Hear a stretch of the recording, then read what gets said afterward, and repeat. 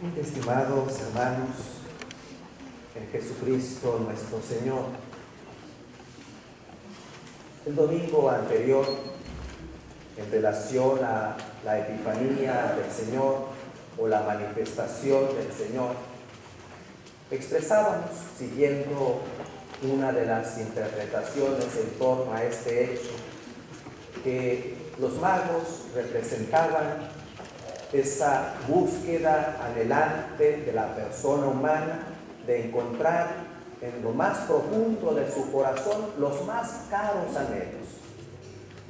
Que la estrella era esa nostalgia de lo divino. El camino se convertía en este deseo de emprender esa búsqueda. Y el encontrar a Jesús, al niño en el pesebre, era descubrir en lo humano lo divino. Y ante esta realidad de una manifestación de esa índole, tenemos también el día de hoy otra epifanía, otra manifestación.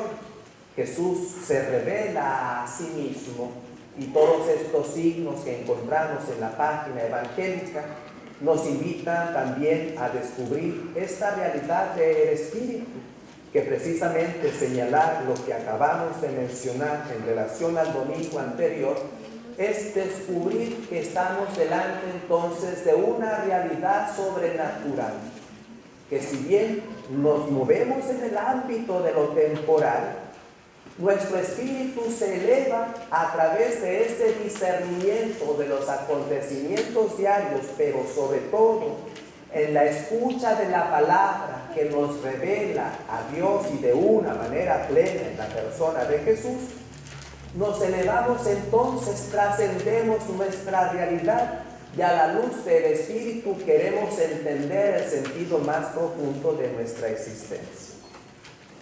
Los textos que escuchamos, si quisiéramos sintetizar brevemente el pasaje profético con el libro de los Hechos de los Apóstoles, que hacen una referencia clara al bautismo de Jesús, es que precisamente el Espíritu de Dios se posa en la persona de Jesús, es el cumplimiento de la palabra del Señor, y la misión fundamental es dar a conocer a Dios a todas las naciones, sanando las aflicciones, las congojas de aquellos que sufren. Y por lo tanto Jesús es aquel que, recibiendo el Espíritu de Dios, como nos dice el libro de los Hechos de los Apóstoles, pasó por el mundo haciendo el bien. Volviendo nuestra mirada a la página evangélica, se nos dice, algunos así nos lo hacen saber, que la experiencia de Jesús es una experiencia única de Dios, que no se compara con ninguna otra experiencia de aquellos que han sido también iniciadores de algún movimiento religioso. Jesús no inicia, no viene a fundar una religión. Jesús sobre todo tiene una experiencia, decíamos, única de Dios. De tal forma que esta experiencia, si partimos del hecho que decíamos, descubrir en lo humano lo divino, Jesús de Nazaret tiene un encuentro tal que descubre a Dios de una manera nueva. Es un Padre amoroso y misericordioso. No es, aun a pesar de que Él proclama el reino de Dios, no es para Él, al menos en el diálogo que nos dan a conocer los evangelios, su reino. No se relaciona con Dios como un súbdito. Jesús no manifiesta ninguna proyección de su persona hacia Dios, ni tampoco le busca para sanar sus vacíos o sus temores, sino el encuentro con el Padre lleva a Jesús a una de sus más grandes locuras, dar a conocer a los demás la bondad y la misericordia de Dios. Y ahí entonces el anuncio del reino. Esta relación con el Padre, inclusive, no es egoísta porque quiere que los demás así también lo perciban y nos ayuda a través de esa oración que todos conocemos a entablar ese mismo diálogo y decir entonces: Padre nuestro que estás en el cielo. Quiere entonces que todos tengamos una experiencia distinta, única, paternal con Dios. Pero también, siguiendo esta página que nos habla, según el bautismo de Juan, de un bautismo de conversión, habla de esta realidad humana de Jesús, es decir, asume toda nuestra condición. De ahí que los padres de la iglesia siempre hicieron la distinción. Aquel que no tenía pecado se hizo pecado y pasó por uno de tantos, asumiendo toda nuestra fragilidad humana, y por lo tanto, sin necesitar conversión, se hace pues uno de tantos y recibe el bautismo. Pero de ahí brinca una realidad, la realidad del Espíritu. Notemos que cuando dice: al surgir Jesús del agua una vez bautizado, se manifiesta entonces esta teofanía, esta manifestación divina, con la voz que Jesús escucha en su interior, aunque ciertamente Marcos y Lucas hacen saber que esta voz es escuchada por todos los presentes. Inclusive Marcos, ante esta expresión de la voz del Padre de Jesús como el Hijo amado y predilecto, agrega: escúchenlo. Es una experiencia del Espíritu lo que entonces se está suscitando. De ahí de nueva cuenta lo que mencionábamos al principio. Entramos en nuestra vivencia de fe en el orden sobrenatural. La experiencia del Espíritu, que es única. ¿Por qué? En un primer momento decimos, este pasaje nos está hablando de una renovación de la obra de la creación. El Espíritu de Dios, nos dice el libro del Génesis, aleteaba sobre las aguas. Y en el momento de la creación del hombre nos dice que el Señor infundió su espíritu sobre la persona humana. Y es precisamente lo que el Espíritu de Dios significa: aliento, soplo. Es lo que escuchamos, si ustedes recuerdan, cuando vemos los pasajes de la resurrección en el Evangelio de Juan.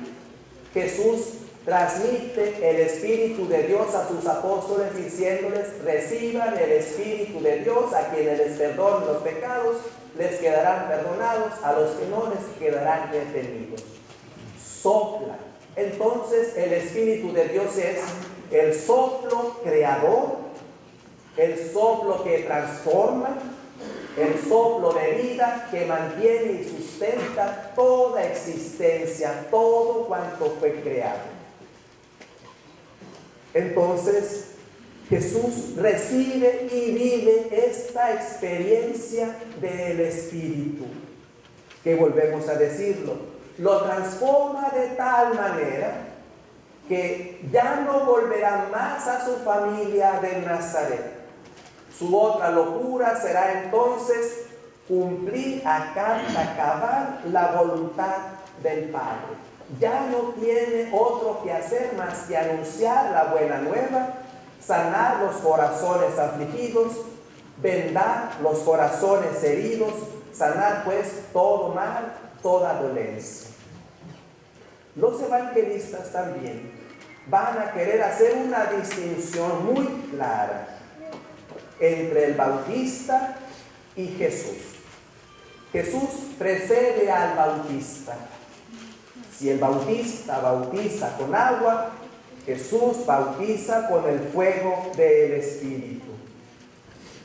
El bautista es el precursor, Jesús es el Hijo de Dios. Además, nos van a hacer entender algo importante en esta experiencia que Jesús tiene de Dios. A Jesús no le interesa cuanto se diga de su persona, inclusive hasta le llaman endemoniado. Los evangelistas van entonces a clarificar que Él es quien obra con el Espíritu de Dios, que no se identifica con los maestros de la ley, sino que habla como aquel que tiene autoridad, que no es un falso profeta que viene a conciliar el imperio romano con las autoridades religiosas de Israel, porque con ambos entra en controversia cuando hay una confrontación por manifestar este anuncio del reino de los cielos. A Jesús lo que le interesa sobre todas las cosas, lo expresamos de nuevo, es conocer el rostro misericordioso de Dios, su Padre y nuestro Padre, que ama a todos por igual porque hace salir el sol para justos y perversos. De ahí tenemos entonces un punto importante para nuestra reflexión. En primer lugar, ¿cuál es nuestra experiencia de Dios? ¿Hemos tenido en verdad un encuentro vivo con Cristo, como reiteraba constantemente el Papa Juan Pablo II? De abrir las puertas al Redentor, dejar que Cristo entre en nuestro corazón, de tal manera que este encuentro vivo nos haga comprender de una manera distinta, nueva, todo cuanto sabemos de Dios, es decir, lo que nuestros padres nos transmitieron, mediana o de muy buena manera, lo que aprendimos en nuestra catequesis infantil, lo que hemos seguido acumulando con el paso del tiempo y de los años de nuestra doctrina, pero que si está carente de una experiencia de Dios, no será más que eso, que si bien es importante, será únicamente conocimiento, pero una experiencia vital, que toque el corazón, que transforme, que avive lo más profundo de nuestro ser, que haga también suscitar en nosotros esa locura de querer conocer, amar a Dios como Cristo le amó. Me explico con un ejemplo sencillo de esto que acabo de mencionar. Cuando éramos jóvenes, nuestra adolescencia, juventud, y escuchábamos hablar del amor, y veíamos a parejas que decían se amaban, podíamos entenderlo, pero no vivenciarlo.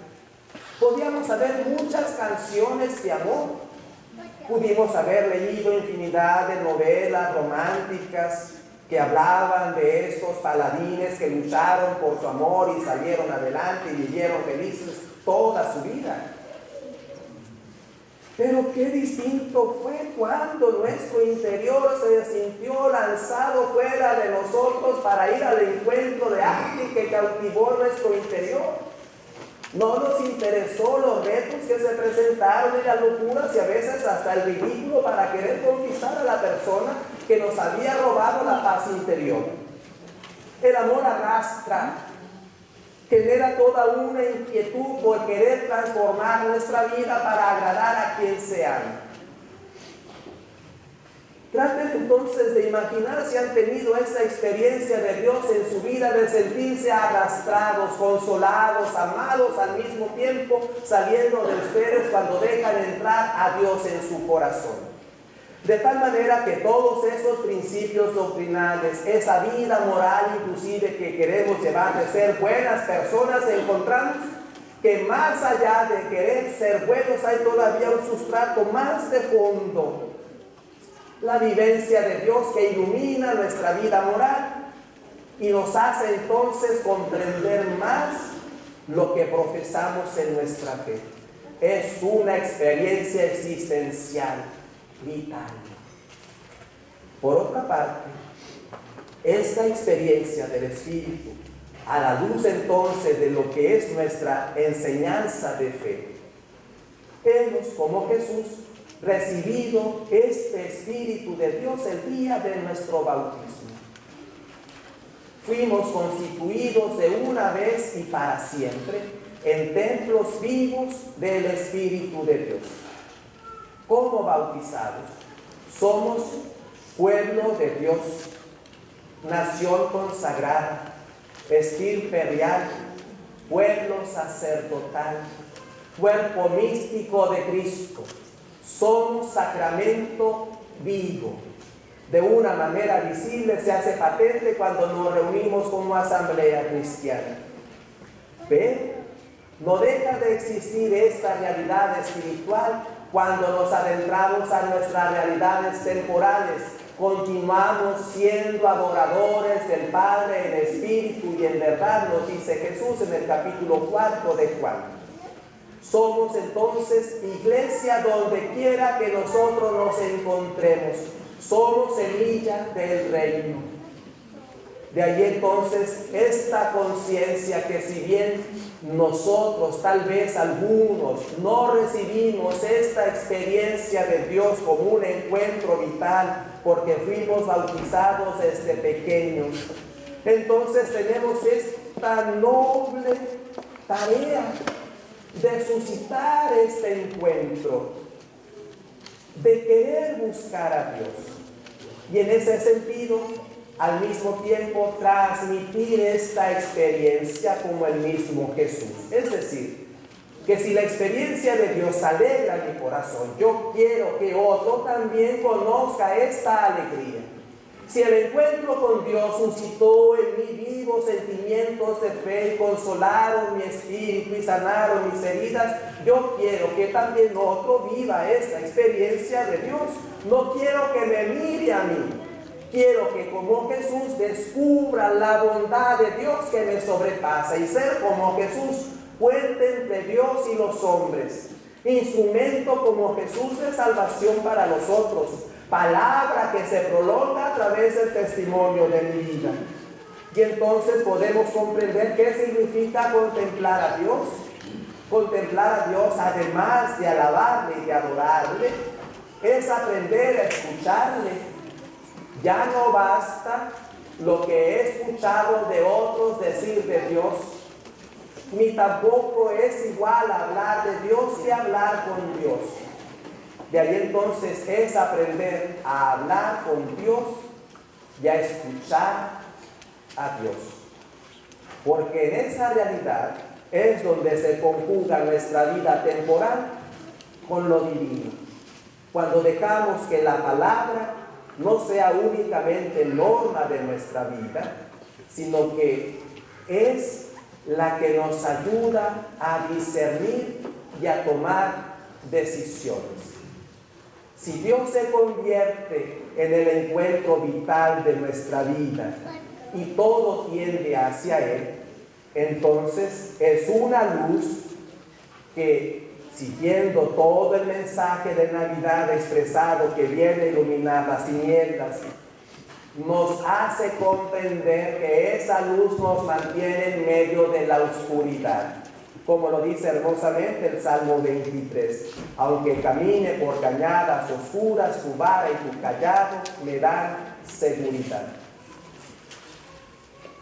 De ahí la conciencia de nuestro bautismo, la conciencia de que nuestras decisiones de vida, si verdaderamente hemos tenido ese encuentro, quien debe de ocupar el primer lugar antes de tomar una decisión es saber si esa decisión cumple la voluntad de Dios en nuestras vidas.